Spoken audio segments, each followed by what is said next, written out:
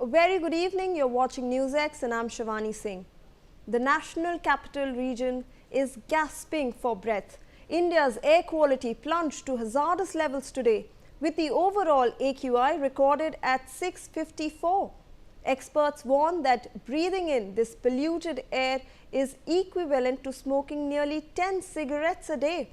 The city has been struggling with worsening air conditions since Diwali, as post-festival pollution combines with smoke from farm fires in neighbouring states like Punjab and low wind speeds, which are trapping the pollutants over the capital. In the surrounding areas, Noida recorded an AQI of over 700 early this morning, while Gurugram settled at 401, also in the unhealthy category. Authorities are advising residents to avoid outdoor exercise and commuting during peak pollution hours. N95 masks should be used when stepping outside, and air purifiers are recommended indoors to minimize exposure to fine particulate matter. However, clean air is not a privilege of the few, but the right of everyone. The question now is not who caused this, but what can be done to end this struggle. I am opening this discussion with Padma Shri Dr. Sanjeev Bagai, Chairman Nephron Clinic, and also Gautam Mukherjee, Senior Journalist, on the panel. Indra Shekhar Singh, Agri Policy Analyst, is also joining us on the broadcast. I thank all of you for your time and for joining us to discuss this issue. I want to go across to Dr. Bagai first. Doctor, day in and day out, we are seeing this phenomena, and the air quality index is worsening day by day. Now, data shows that if you breathe in this toxic air, it's equivalent to smoking 10 cigarettes a day.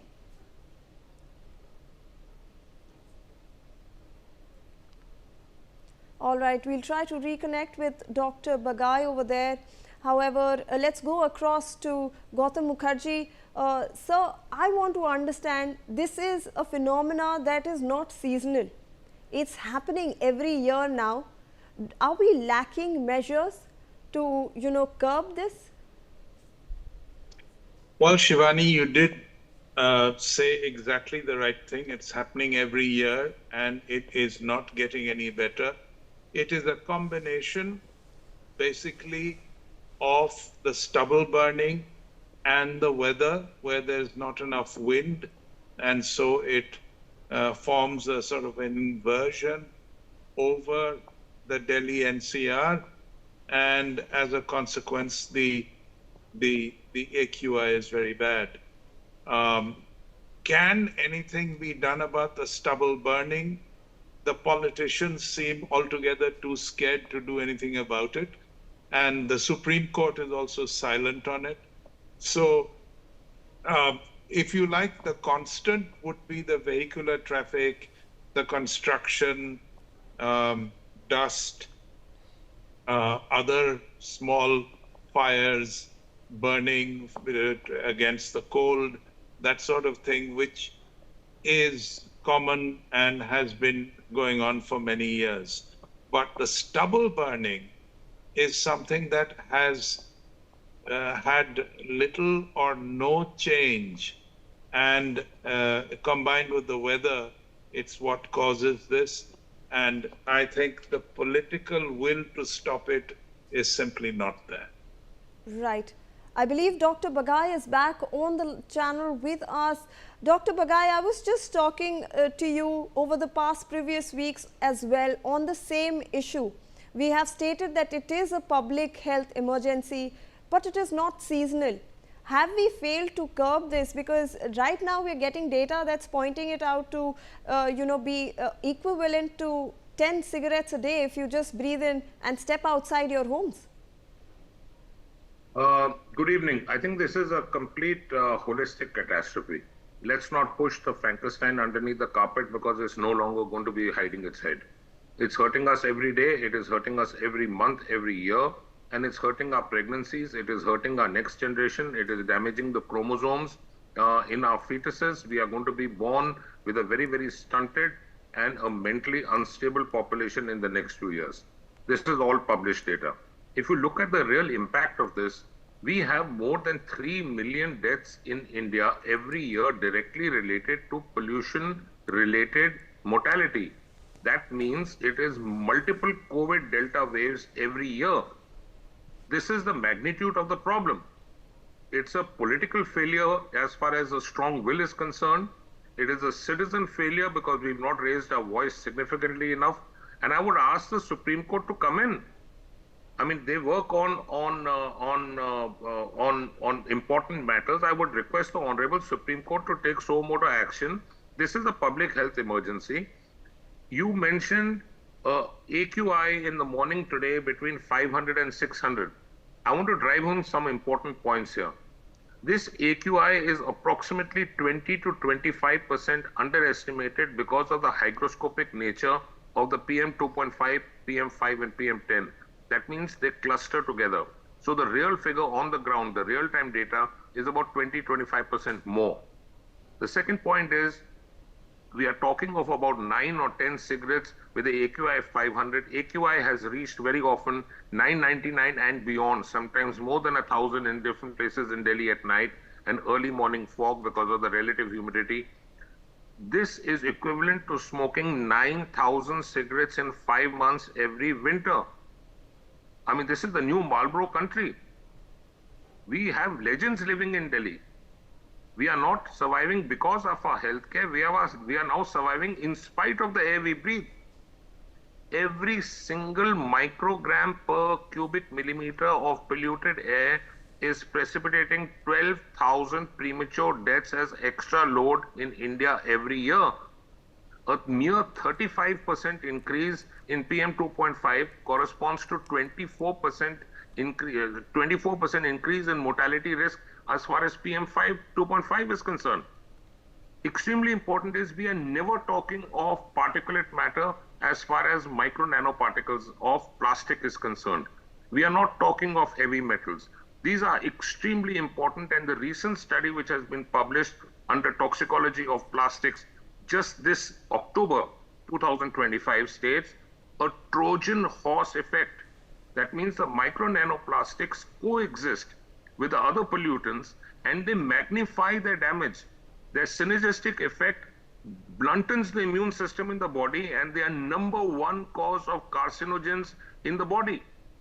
We have every body organ, including respiratory, heart, brain, bones, fetuses, immune system, muscles, every organ involved.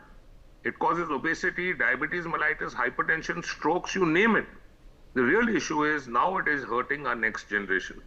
It's causing a direct damage to the DNA. It impairs the cell restoration. The mitochondria of the cells get damaged.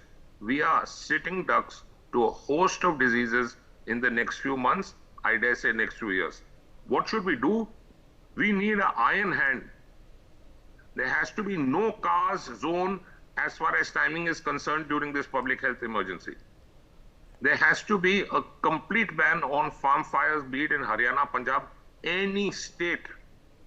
There has to be a complete control on construction. I mentioned this even on Twitter a couple of days back. Rampant construction, no canopy, there is no cover. Dust is being circulated all over the colonies and residential areas. Is this what we deserve? I would request our Honorable Chief Minister of Delhi come out with a whip now. This is the time to punish the guilty. Why are the roads still being cleaned with a broom? We are only relocating the dust from one location to another location. The world has moved forward. Wake up, MCD. Open dhalaus are right next to people's houses. Wake up, MCD. Farm fires are burning. Kejriwal has already burnt Delhi. This is not what we deserve. This is not what we want to live for. Our constitutional right under Article 21 is right to live. We need air to live. Right. I want to rope in Indrashekhar Singh now. Indrashekhar Singh, do you also agree that this is a chronic government failure that we are seeing? Because when we talk of the top 3 contributors to air pollution, one of them is farm fires. And when we look at the measures or alternatives that are being provided to these farmers, like Happy Seeder and the Pusa decomposer, they seem to have all failed, because we are still seeing rising levels of farm fires. Every day we are seeing the number of incidents increasing. See, first of all, it's an absolute failure. And the failure, one is failure in thought. Here, we are breathing the failure every year. And the more the government fails, the more toxic smoke we have to inhale every single year. So it has a very direct correlation. Government failure equals to more toxic smoke. And judging from this year alone, where there is a deep public sentiment which says that we do not have any belief in the data that's been told to us, that is a deep problem in democracy. That all sections of the society, because of their lived experience, are saying this is not what the government is telling us. This is a deep, deep problem which is being caused, which not only says that there is corruption in society, but corruption to such a level that we are now all being pushed towards suicide. And when we talk about the farm agenda, you spoke about earlier about having solutions for these problems. I think I can list out at least a few right now, which, if the government just follows through, the stubble burning problem can be removed in the next 2 years. First of them being a direct push for organic farming, then also highlighting the 6% villages in Punjab where the smoke directly reaches Delhi faster. So how about we start a pilot project in those areas and discourage paddy and provide income support as ecological services? I think through that mechanism, we will be able to capture most of the areas in about 2 years and reduce paddy and the farm fire problem very, very soon. Second, the Happy Seeder and Punjab government went around again and ordered a bunch of these super seeders without thinking that what their past performance was. And their past performance was that they were not able to stop the problem in the intended way. So why not we have our best minds, maybe the Punjab Agriculture University and other places, actually design a smaller machine which can be used by farmers and also is low and cheap cost. So it does not, the farmer is not burdened with it. And if nothing is happening, why can't we provide a direct bank transfer to local agencies, to the Pradhani, divert Narega workers to actually work on the fields to remove this stubble? So in that way, we are conserving resource, and through one expenditure, the government can actually have two goals that it achieves. So why are we not thinking like this? Where is our thought here? So the whole thing is, once again, if there is the problem which is persisting, there are some people who are profiting from it. Because if the real agenda of the government was to solve these things, if I can think of these agrarian solutions, I'm sure the government has better minds thinking on its behalf. Also, we've done nothing to change the agriculture seeds, the green revolution varieties, because of which the farmers have to burn it. We've failed to provide other sectors like in cattle, where the paddy straw can actually be eaten up by the cattle or by the goats. So we've not even had other natural processes through which we can control this. And of course, there's politicization and there's corruption, because of which the problem seems to increase every single year. So these are some of my initial thoughts. And if the government even listens to one of these agrarian solutions, I think the problem will be reduced in a great capacity. Some really pertinent points over there, and we'll come to discuss it later on. I want to go across to Gautam Mukherjee now. We have talked about, certain measures that are in place. The GRAP 1, GRAP 2, the government keeps implementing them. We even tried cloud seeding, but it failed. Crores of rupees actually wasted. Do you think we need stricter measures in place? Dr. Baghai was talking about, there being a whip, that we need stricter implementation of, the reforms, the measures. We need better urban planning in Delhi. It's not going to happen because, percentages can be whatever they are, but commonsensically, you have to only see that it is, as the farm fires progress, as they become more intense, as more and more areas use it as a method to clear the fields for the next crop, the AQI gets worse. And as I said before, and I'll say it again, the political will, the judicial will is not there to stop this. They're afraid to take any action against the people who are flouting all the laws, and they are not taking other more positive measures that have been mentioned by the other panelists, so that neither fish nor fowl nor doing much about it and complaining about the total mix. I do not agree with most people that it's vehicular pollution and construction dust and things of that order which are the main culprits. It is a combination of farm fires and weather inversion, which at this time of the year traps the air over the Delhi-NCR area. So these two things are the real reasons why we suffer every year in equivalent fashion. Every year, no improvement. And we will not see improvement until the farm fires stop. Now, there are many solutions, but not even one is adopted. What are you going to do, Shivani? Absolutely. I want to go across to Dr. Baghai again. So now if we do look at all these, we have seen what causes the contributors, and everyone might disagree with who the top contributors are. But I want to understand what the public can actually do, because Delhi is becoming unlivable. Apart from masks, a normal person, if we can't afford an air purifier, what are we going to do in Delhi? It's the right to life, right to breathe we are talking about. It's supposed to be free. We can't, if someone can't afford an air purifier, what can they do? So I think more at a initial at a lighter vein, but a spiritual vein. I think the best thing which a person can do and most cost effective is pray. Just bow your head down and wish for better air and better governance. But more realistically, what we need to do is we need to stagger our work timings individually. We should not litter. I think the open allows where we dump our garbage in good A-grade colonies, this nonsense has to stop. We need the roads tarred from end to end. We can't have 65% of the middle part of the road tarred and the rest remaining as dust. The local agencies have to clean up the act, not act in 1960s and 70s. There are better way of cleaning the roads. Brooming is just relocating and redistributing the dust. The vehicular pollution has to be digitally tracked. There should be areas where there should be no-fly zone, so no car zone in different parts where it's very, very congested. And more importantly, I think the schools are being impacted the most because children are the most vulnerable.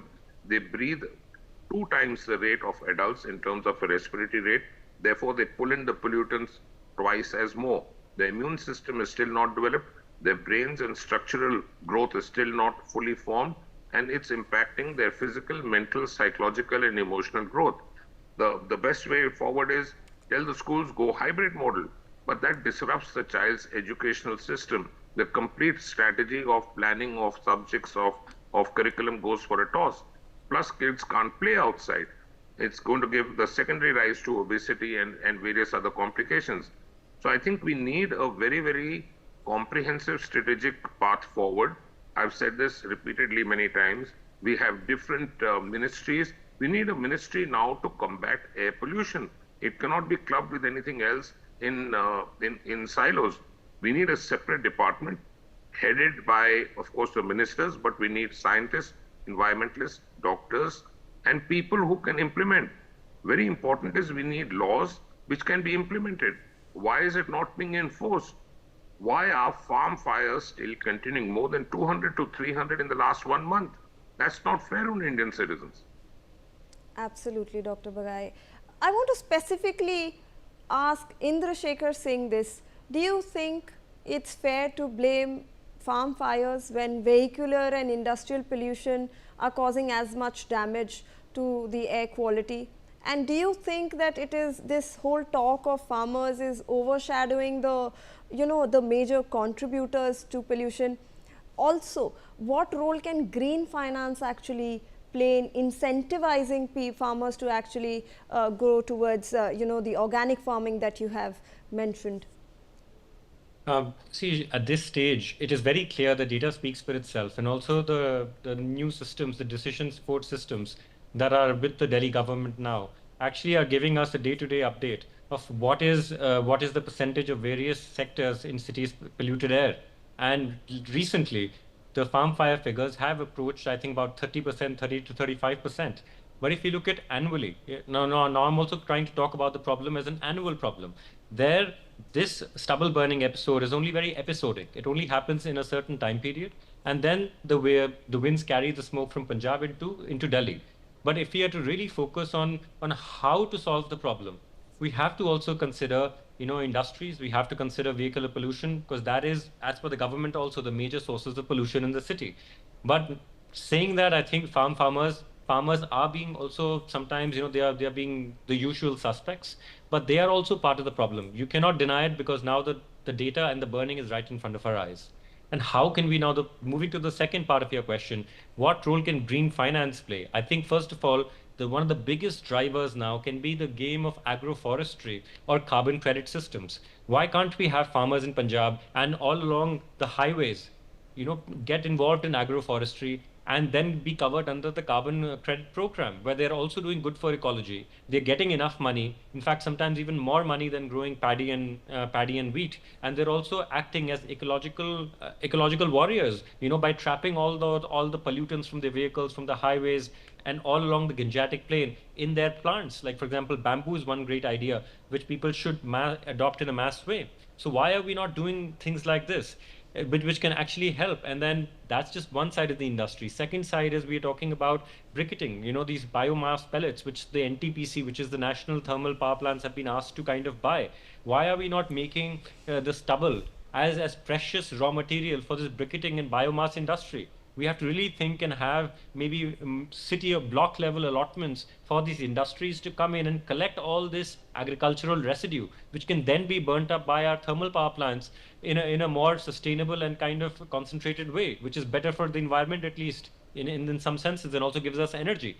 So why are we not thinking like that? And then, of course, my stress on organic farming and farming as per the agroclimatic surroundings, I think that's something which the government should include in the national policy. We need to stop growing paddy in the desert and stop growing paddy in areas where paddy is not supposed to grow. We need to go back to the agroclimate. That's how we can regain our nutrition, save our soil, save our water, and also get rid of this problem. Right. We have to go to the traditional cycles of... Before I end this discussion, I want a quick response from Gautam Mukherjee.